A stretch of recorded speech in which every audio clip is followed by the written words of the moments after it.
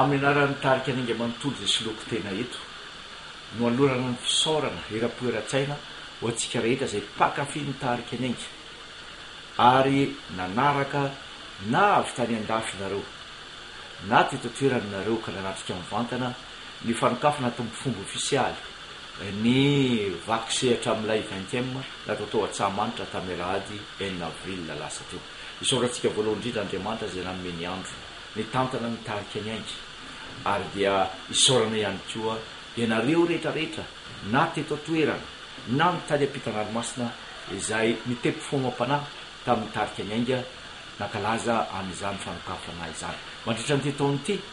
no hitohizan'ny fanokafana mandritra ny tetaonyity no hitohizan'ny fankalazana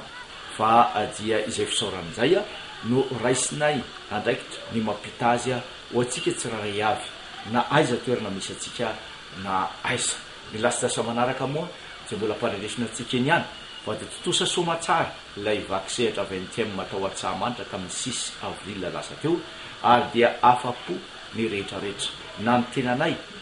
ao anatin'ny tarika ny ainga na inareo pakafy dia samy nioby samby velombolo samy ny tany ny hafaliana tao anatin'izany fahafampo ny fankalazana izany ka dia misaotra nareo ny tarika ny ainga mbola hitohatra any an-trano ny fiarantsika ka dia misaotra amin'ny fanomezan-tanana amin'ny ropo misy amintsika rehetrarehetra ny angatahana amin'andriamanitra dia ny mba tsara nanjaniakatra hatrany an-trany an'izay fankalazana rehetrarehetra ataonay satria dia ao anatin'ny programanay ny fitetezana ny province rehetrarehetra eto amin'ny dinosity dia mba ho tsara mandritra ny tao-pankalazana amin'ny titon'ity ny